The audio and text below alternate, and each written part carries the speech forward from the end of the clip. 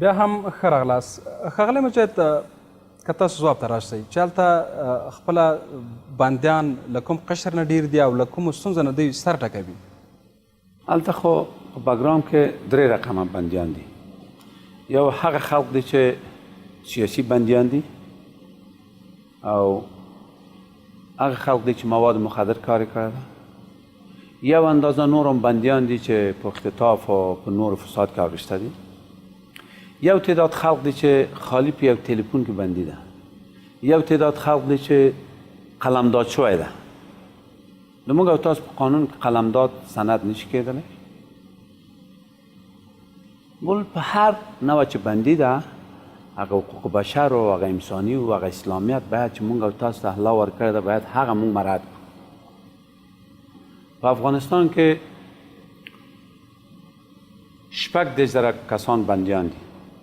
9,500 په مابست پلچرخي کې ده.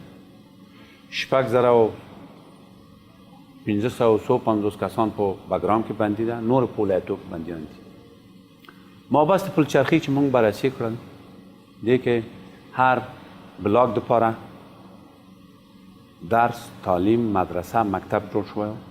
د دوی هغه تداوی او بستر او مریضي دپاره ډاکټران د وزارت صحت عامه د وزیر صاحب صحت عامه نه زه ډېره مننه کوم چې قراردادیانو سره خبره کړې ده. د مریض د 9,500 کسانو د دوایی نه خبر ده، د مریضتیا نه خبر ده، هر مشکل نه خبر دی. و هغه کې مشکل نه و. دا آقای کوهستاني هم یو ښه نظم راوست و. دینه مخکې هم یو 2 کاله مخکې زه ورغلم، دا مابست پلچرخي مې بررسي کړه.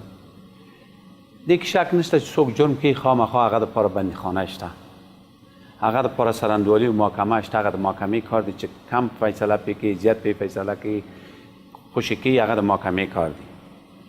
خو اخلاقا او شریعت د نګاه نه، اصول د نګاه نه، هغه حقوق بشر چې دوی ته حقوق ورکړی ده، هغه بندي حق لري چې په میاشت کې یو 2 ځلې خپل کورنۍ سره وګوري. دلته پروګرام صحیح و چې هم تلیفوني خپل کورنۍ سره تماس نیول، ډیجیټل تلیفون و هر بلاک دپاره، هر بلاک دپاره کانتین و، او چې ډاکټران 8 بجې تله 4 بجې بیرته خپل کور ته راتله. مابست پلچرخي کې مشکل نه و. زیات مشکل په بګرام کې و. یو خو هغه امریکایان جوړ کړی ده سرخن چې په ګوندونومو کې خلق ژوند کول، هغه نه دا بګرام زندان خطرناک دی. لکه قفسونه او داسې یو نفره اتاقونه پکې شته چې هغه کې څوک واشیم نه اچوي.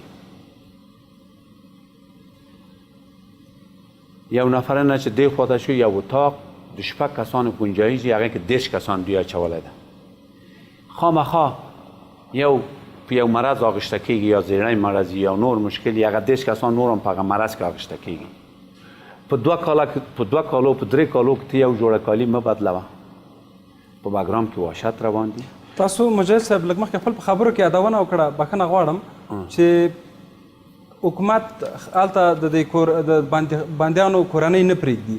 که کورنۍ پرېږدي او دا حالت وګوري، د خپلو مخالفینو سره یو ځای کېږي. اجازه راکړه، دغه څوک چې هلته بندیان دي و هغه خپل فامیل وګوري، هیڅ څوک، دا ټول افغانان دي. بیا افغانان دا زیات اطراف خلق هلته پکې بندیان دي. هغه هر یو سیستم قومي لري، قوم لري، ولس لري، ورور لري، تره زامن لري. خامخا دوی د نظام مخالف کېږي. په میاشت راځي دلته پلار یو ملاقات نه کوي، بیرته ځي هلمند ته، بیرته ځي قندهار ته، بیرته ځي خوست و کونړ ته. دا د حکومت ضعیفتیا ده. زه فکر کوم چې دوی وایي چې دا بګرام مابست اوس افغانانو په لاس کې دي. بیخي افغانانو په لاس کې نشته. زموږ په قانون اساسي کې بیخي بګرام وجود نه لري، نشته. هر ولایت ځان ته مابست لري، ځان ته نظارتخانه لري، او مرکزي مابست پلچرخي ده. هغه اوس هم زموږ او تاسو هغه کامره او هغه سیستم او هغه کاجبي ټول امریکایان په لاس کې دي. دوی ته چې امریکایان وایي هغه کار، مسؤلیت امریت ټول د امریکایانو په لاس کې دي. په لاس کې ده. دا به ډاکټر صاحب اشرف غنی ماوري، ډاکټر صاحب عبدالله ماوري، زه مجاهد یم، د حق نام نه تیریږم. دا افغانستان خاوره ده، دا د افغانستان، دا د افغانانو خاوره ده. هر څوک چې مونږ قانون اساسي لرو، هر څوک چې جرم کوي باید افغانانو په لاس کې، نه د امریکایانو نه هدایت واخلي. مخکې د دې نه مخکې دلته په مابست پلچرخي کې هم څو کاله مخکې یو دا د ګونتانامو په بندیانو کې او د بګرام په بندیانو کې یو مابست قومندان جنرال صفی الله هغه خلک ډېر خوشحاله اوس هم هلته چې ما ولیدل هغه نه خوشحاله دي. هغه عمومي قمندان چې دی و دا کټ هغه چې دی ما سوال ترې وکړ چې د خلکو ته چېرته رئیس جمهور تا ته کوم فرمان ورکړی وي چې خلکو ته ملاقات مه ورکوه دغه فرمان ما ته راکړه. هغه فرمان 3 کسان په مورد کې رئیس صاحب جمهور ورکړی ده چې آنس حقانی ده او بل کوم یو همدغه حقانی د کورنۍ نه دي. داسې فرمان نه ده ورکړی ده چې د 6500 کسانو ملاقات بند دي. دی ما ته وایي چې موږ دومره افراد نه لرو، دومره توان نه لرو چې موږ خلکو ته ملاقات ورکړو. سلیم سرخ هغه په میاشت کې 20 کسان ته اجازه ورکړي راځي ملاقات کړي. دا خو د سلیم سرخ حکومت نه ده، دا خو د افغانانو حکومت ده. ته 4000 کسان هلته یوازې د دوی د موږ او تاسو اردوی ملي یوازې زندان بګرام کې دوی هلته کار کوي د دوی هغه دي. ته بیا نشي کولی چې د ورځې 50 کسان ته ملاقات ورکړي، نشي کولی چې په میاشت کې 1500 کسان ته ملاقات ورکړي. او هغه کسان چې سلیب السرخ نه راځي هغه هم په کالونو منډې هغه په کال په 3 کالو کې د چا لمبر به ورسېږي. 6500 کسان بندیان دي. دا رئیس جمهور امر کړی ده نه دوی. په زندان پلچرخي کې ټول پرسونل 200 کسان دي، دغه پرسونل 4100 کسان دي. د دوی تشکیل ما ولیدل. په دې 200 کسان کې دلته 9,500 کسان بندیان دي. هر ورځ د خلکو ملاقات دي. خلکو دپاره چې هغه کومه سیستم جوړه کړې ده، حتی موټر دوی هغه کوم ځای پورې چې وړي بېرته راوړي، هغه کې زنانه ده، سرتور دی، سپینګیری ده، ځوانان دي، ګوډ دي، هر څوک چې راځي خپل هغه سره ګوري، زنداني سره ملاقات کوي او ګوري. دلته یو نظم ده، دلته یو کار ده په بګرام کې چې څوک شپه تېري هغه چې بېرته 2 کاله بندیخانه تېر کړي، وخت هلته تېر کړي، نور هغه دپاره تکلیف حساب هم ده، هغه بیا کېږي نه. هغه کوم د موږ او تاسو اردوی ملي چې هلته اوسېږي د کته سربازان هغه دوی دپاره هم تکلیف حساب پیدا شوی ده. هغه دوی هم په زندان کې پروت دي، لاندې زندانیان دي، پاس کې چت داسې ورته جوړ کړی ده، بیا داسې پنجرې دي، هغه پاس سر کې په هر بلا کې په هر اتاق کې 2-3 اردو کسان دي لاندې. هغه دوی هلته دي. حتی دوی دپاره زمینه د تعلیم نشته، دوی ته اجازه نه ورکوي، دوی ته نه پرېږدي چې دوی خپل منځ کې تعلیم وکړي. خامخا هلته چې په 10 کسان یا 10 کسان دي، 3 ناخوان دي، 3 ملایان دي، 3 استادان دي، 3 تعلیم یافته خلق دي، د افغانستان خلق دي. هغه هم اجازه نه ورکوي. دوی دپاره نه کتاب دي، نه قرآن شریف ده، نه قلم دي، نه کتابچه ده، نه دوا ده. هغه کم از کم په 6 میاشتې کې 11 کسان خپل ځان د لاسه ورکړی ده همدغه مریضتیا او هغه دپاره. دوی بیا چې یا 400 بستر شفاخانه ته راولي یا شفاخانه امنیت ته راولي، هغه توانم دوی نه کوي، توانم لري دا کار نه کوي. هغه هم افغانان دي، د خاورې بچیان دي، آینده په دې ملک هغه ژوند کوي. دا زه فکر کوم چې نه په حقوق بشر کې دي او نه په شریعت کې دي او نه په انسانیت کې. ډېره مننه مجید صاحب راګرځو. ښاغلی استاد، ولې او کوم لاملونه دي چې په داسې زندانونو کې چې د نړۍ په ډېرو زندانونو کې سیاسي بندیان دي هغه خپله جزا به تېروي، مګر کله چې بندیخانې ته ځي تعذیب پرې بند وي، راوړل کېږي نه او نور هغه انساني چلند ورسره کېږي، او کوم حقوق چې دي لکه مجید صاحب چې یادونه وکړه له خپلو کورنیو سره په میاشت کې یو ځل لیدل، حتی تلیفوني لارې یا د خط له لارې که په ډېرو لرو ځای کې اوسېږي د بندیانو تګ، او کله ما خپله شاهد یم چې کله یو بندي د باګرام زندان نه یا د پلچرخي زندان نه خوشي کېږي، دروازې نه راویستل کېږي، نور نه ورسره کراوي، نه یې کالي، نه یې بوټان جوړ وي، دا به د هلمند وي، دا به د ننګرهار وي. بس دغه ستونزو سره خلک لاس او ګرېوان دي. ولې په زندانونو کې له زندانیانو سره هغه هم په اسلامي هیوادونو کې داسې یو ناوړه چلند کېږي؟ خب من قبل هم اشاره کردم که حقوق بشر که تعریف داره اونا برای خودشان است، اینجا تعریف دیگه ای داره و با یک قسمت گپای مجاهد صاحب موافق هستم. ولی زندان پلچرخی هم مشکلات خود داره که من از جمله میشه 2 مشکل اساسی را توضیح بدم.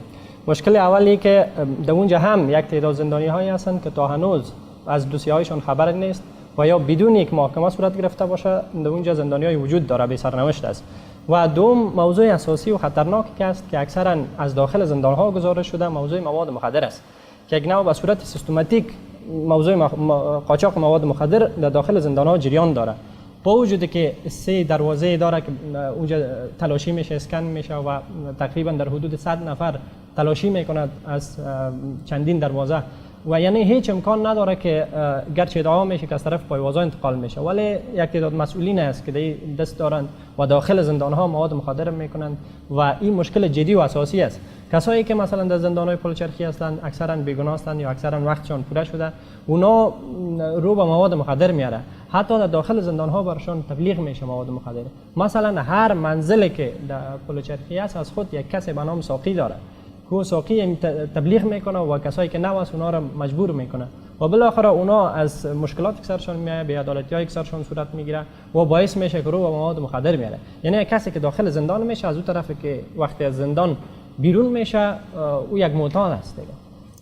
در کشورهای دیگه ما در قبلم یادآوری کردم که در کشورهای دیگه در زنداناش اگر کس مجرم داخل میشه وقتی که از جمع برای او یا یک عالم میباشه یا کسی میباشه که اقلا دیگه او جرم تکرار نمیکنه. مگم در به گفته شما در زندانای کشور کسایی که یا مجرم باشه یا نباشه در اوجا که آدم سالم مدرایه از جای یک آدم فاسد به جامعه تقدیم میکنن. اما درست؟ بله دقیق است، چون شما میتونید گزارش ها رو تعقیب کنید، شما میتونید از داخل زندان خبر بگیرید، همین جریان داره و این موضوع چون کسایی که داخل زندان می باشه از وقت حبسش تیر شده می باشه و یا بدون دوسیه در اونجا هر تیک سرنوشت نامعلوم نیست، اینا وقت مواد مخدر استفاده میکنن طبیعی است که پول هم ندارن، اینا واسطه هم ندارن یا کسی را نمیشناسن.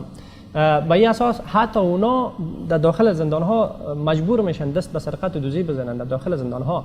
حتی گزارشایی که من مطالعه کردم دست به تن فروشی میزنن که این مجموعی از مشکلاتی است که یا با مشکل روانی بیرون میشه زندان یا معتاد از زندان بیرون میشه و یا یک کس عقده‌مند که وقتی از زندان بیرون شوه اگر علیه حکومت نباشه، اگر علیه نظام نباشه، او طبیعی است که از عقده هایی که داره علیه حکومت کار میکنه و این خود سیستماتیک بودن مافیای مواد مخدر داخل زندان ها، مارکت های مواد مخدر نگاه میکنه حتی به سطح جهان قاچاق میشه. مثلا موضوع هلمند که تمام تشنج امریکا و بریتانیا سر موضوع هلمند موضوع مواد مخدر. پس برنگردیم. د جهان تلویزیون درنولیدونکو لنډه ادمه لرو.